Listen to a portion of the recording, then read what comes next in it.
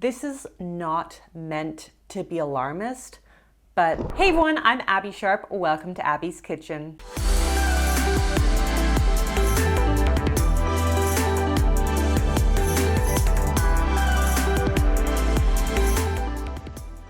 Today we'll be debunking the myths around prediabetes, and I'll be giving my expert top tips on reducing the risk of type 2 diabetes. But first, let me tell you about my sponsor, Acorns. So as a business owner, homeowner, and a mama too, I need to now start thinking a little more seriously about my family's finances. I know I look like I'm 20, but your girl is no spring chicken. So I just learned about Acorns, which is a 0-to-1 savings and investing app that helps people save and invest in the background of their life. I am admittedly not very money savvy. I actually always feel really overwhelmed with the options for investing because I just really don't know enough about them to make an educated choice. But you don't need any prior knowledge or expertise to save with Acorns. They have a number of features that help make saving money easy without needing to make any major behavioral changes, which is really key for people like me who don't do so well with abrupt lifestyle change. Let's be real, who does? But Acorns is most known for their roundup feature, which allows you to round up all of your purchases to the next dollar and invest your spare change in the background of your life. So let's say you get a Starbucks for $5.50. It rounds up to $6 and you invest the 50 cents. This can be so helpful for busy people because you actually don't even have to think about the transaction. They also have a smart deposit feature that allows you to automatically save and invest a certain percentage of your paycheck. They have the Acorns Early Program, which is an investment account for your kids, and they have the Acorns Later feature, which is an automated way to invest for your retirement. So if you want to check out Acorns yourself, head to the link in my description to get a bonus $10 when you start saving and investing with Acorns. And you can pause the screen or look at the description to check out my disclaimer, including a trigger warning to those with current or previous experiences with disordered eating. So as always, feel free to skip this video if it is not supportive to your journey. And if you are not already subscribed, hit that subscribe button and follow me over on TikTok and Instagram at Abby's Kitchen. Also, a big thank you to my colleagues Alita Finney and Janice Baker for their help and expertise on this video. This is a very big topic, but I'm going to try to keep it as simple as I can. So prediabetes occurs when blood sugar levels are higher than normal, but not high enough to warrant a diabetes diagnosis. This suggests that our cells are starting to become resistant to insulin, which causes glucose to build up in the bloodstream instead of being used for energy. There is a lot of ground to cover here, so let's unpack some of the big myths and tips for managing prediabetes. Myth 1, having prediabetes means it's just a matter of time before you have diabetes. So this is a valid concern, as 5 to 10% of people with prediabetes will develop type 2 diabetes every year. But even though you are technically at an increased risk, the good news here is that this trajectory can be reversed or delayed through lifestyle changes. We even have long-term data suggesting that lifestyle interventions like physical activity and diet can decrease prediabetes progression for as long as 10 years. Ultimately, the goal here is to reverse insulin resistance by making our cells more insulin sensitive. In other words, we want to make our cells more responsive to insulin so that they can efficiently absorb glucose from the bloodstream and then lower the sugar in our blood. One of the best ways to increase insulin sensitivity is through regular exercise. In fact, one review of the literature confirmed that regular physical activity can help to improve blood sugar levels and slow down the progression of diabetes. This is because physical activity drives glucose into the muscle, which helps to boost insulin sensitivity anywhere from 2 to 48 hours post-workout. So over time, regular physical activity can boost our insulin sensitivity long-term, thereby helping to ward off diabetes progression. Not only that, but any reduction in visceral abdominal fat specifically has also also been shown to improve insulin sensitivity. So exercise may be able to play an indirect role here as well. However, it's very important to note that visceral fat is independent of body size. So in other words, you can have a larger body and be physically lean with little abdominal fat, or be in a smaller body and have higher amounts of abdominal fat, which can ultimately impact insulin resistance. And this speaks to why BMI is not such a great measure of health, but we already knew that. Obviously. Now, in terms of exercises that are most effective at boosting insulin sensitivity, one meta-analysis found that aerobic exercise and resistance training had the most significant effect. So, for example, one study on non-diabetic participants found that 60 minutes of cycling increased insulin sensitivity for 48 hours post-workout. Another study on men with insulin resistance found that strength training over a 3-month period also improved insulin sensitivity. Now, of course, we want to think about small, manageable changes that you can sustain long term, rather than jumping into this 6-day-a-week program when maybe you've never exercised before in your life. So this might look like going for a walk or biking to work a few days a week instead of driving, maybe taking the stairs instead of the elevator, doing some body weight exercises, or experimenting with weights or resistance bands. And don't forget that daily activities like cleaning, gardening, or a brisk walk also count. Myth number 2, you need to cut carbs. Now, when we eat carbs, it breaks down to sugar in the body, aka glucose, which naturally raises our blood sugar levels. Now, for someone who isn't insulin resistant, the cells are able to respond to the boost in insulin, let the sugar into the cells for energy, and then return blood sugar to normal levels. But in someone with prediabetes who is becoming insulin resistant, the cells aren't as responsive to insulin, and therefore the blood sugar levels remain higher than normal. So if you're trying to get your blood sugar levels under control, I can definitely understand the knee-jerk reaction to want to cut out all the carbs. However, when we look at the larger body of research, low-carb diets have not actually been shown to significantly improve blood sugar levels compared to normal or higher carb diets. In fact, certain carbs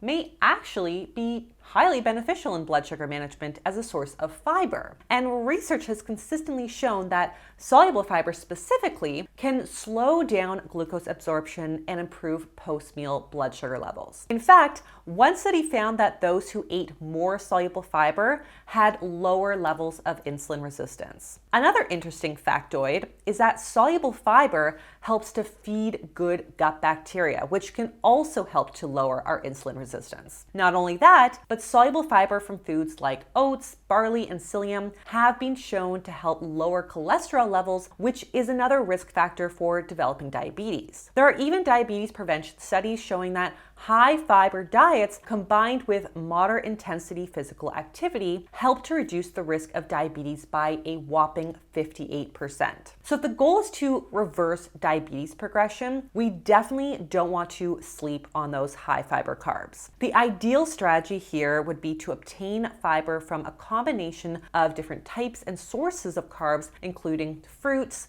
vegetables, whole grains, nuts, seeds, and legumes, and aim for 25 to 38 grams of fiber a day. With that said, it's also important to pay attention to carb quality, as not all carbs are made equal, and some carbs will have a drastically different effect on blood sugar levels than others. This is what we call the glycemic effect of food, otherwise known as the glycemic index. Some carbs have a higher glycemic index, like white bread, meaning they will raise blood sugar levels quicker, whereas lower GI carbs will help to slow down the release of sugar into the bloodstream. Research has even shown that replacing high GI foods with low GI foods has shown clinically significant improvements in blood sugar levels for folks with diabetes. So while we definitely want to be prioritizing high fiber, low GI carbs, it's also worth noting that carbs are not usually eaten in isolation, but rather in combination with other foods. So even if a food has a high glycemic index, like white rice, for example, if we combine this with a source of protein, fat, and fiber, aka make it a hunger-crushing combo, it can help to mediate the blood sugar response. So, for example, one study found that creating a mixed meal of rice combined with bean sprouts for fiber, egg for protein, and oil for fat significantly lowered the blood sugar response compared to just eating the rice alone. So this is all just to say that we do not need to cut carbs to prevent diabetes or even sacrifice our favorite carbs if they happen to fall higher on the glycemic index. Instead, we would want to focus on carbohydrate quality by prioritizing higher fiber, lower glycemic index carbs, and or ensuring that we are dressing up those carbs with a source of protein, fat, and fiber to help slow down the blood sugar response. And now that we are onto the topic of carbs, let's discuss another common diabetes myth. You need to go keto. Given the rise in popularity of the keto diet, many have jumped on the keto bandwagon as a way to help manage their blood sugar levels by drastically reducing carb intake. On top of that, because weight loss is a common recommendation for those at risk of diabetes, many have turned to weight loss diets like keto as a quick fix. So even though we know there's tons of research supporting the consumption of high fiber carbs for the prevention and management of diabetes, is the keto diet necessary or even safe? Have no fear! Safety is here!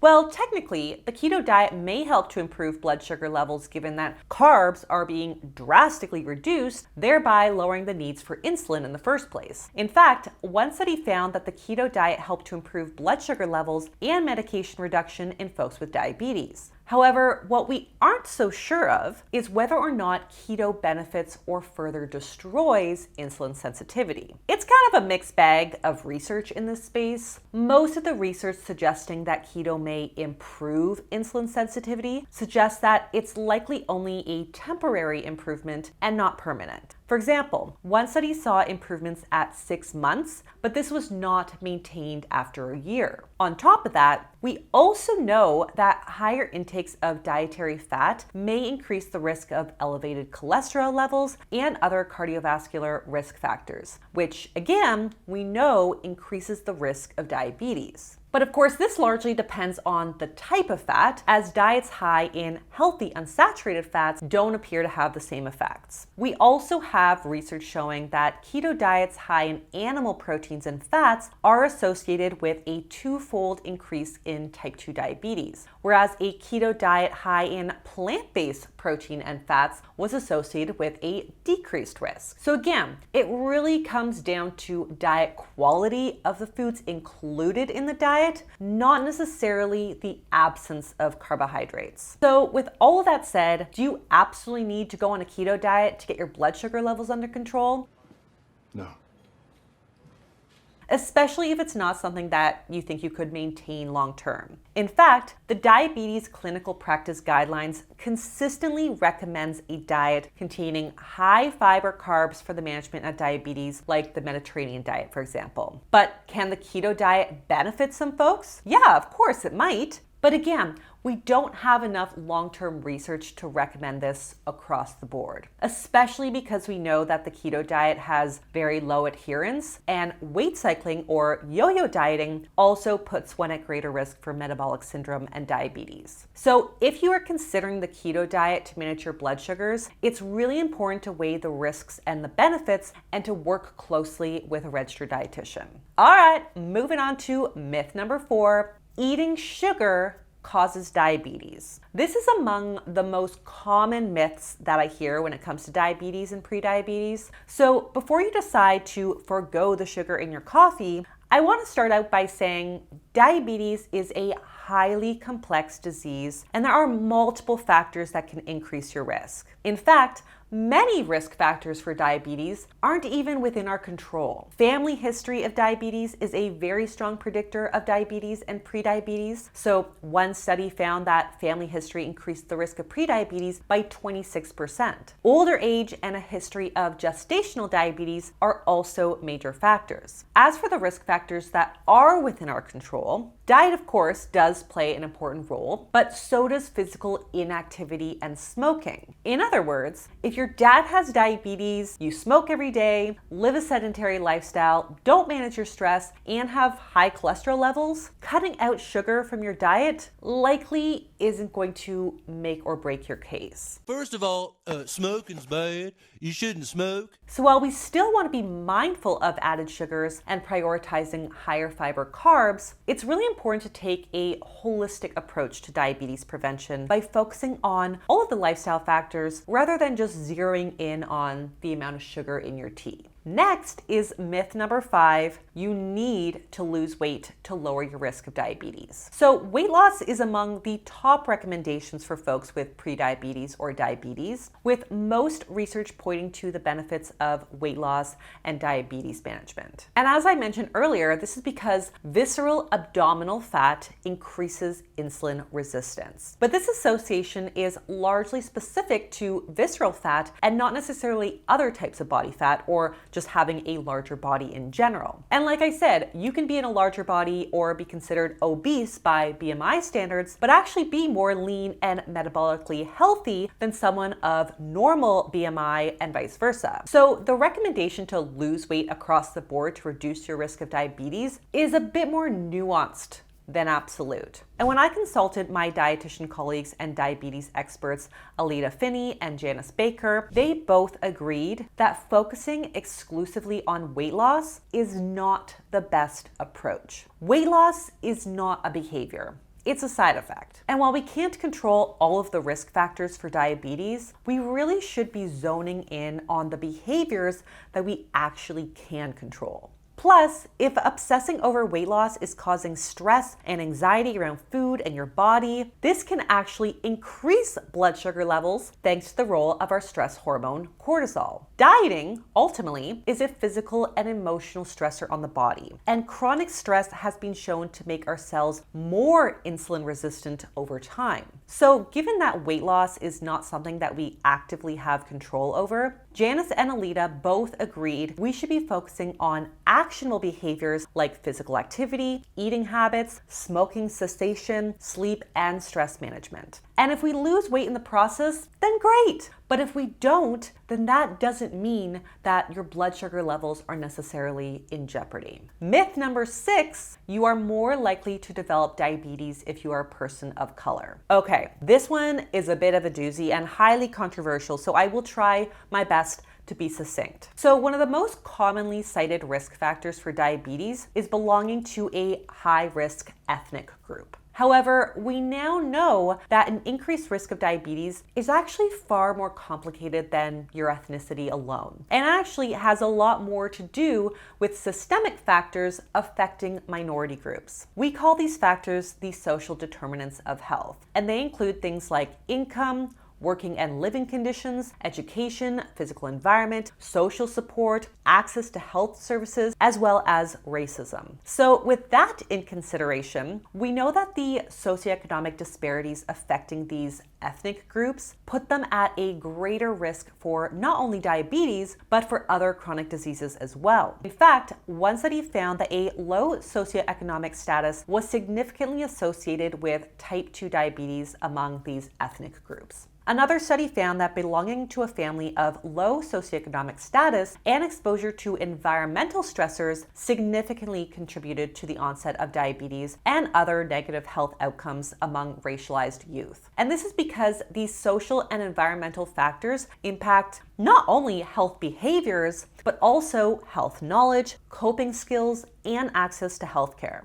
Moreover, we also know that racial biases and discrimination can impact our medical system, which can increase patient stress and hesitancy to access quality health services. So, for example, one large prospective study on African American women found that perceived racism was strongly associated with a 16 to 31% increase in diabetes risk. Internalized racism was also found to be associated with diabetes diagnosis and elevated fasting glucose. Furthermore, perceived racial discrimination was associated with increased diabetes complications, as well as a twofold increased risk of developing a chronic disease and a 20 to 98% increase in all major risk factors. So to summarize that, belonging to an ethnic group and having an increased risk of developing diabetes is not a you problem, and it has nothing to do with the nature of your ethnic background. Instead, it's a complex systemic issue that increases health disparities in these groups and puts them at a disadvantage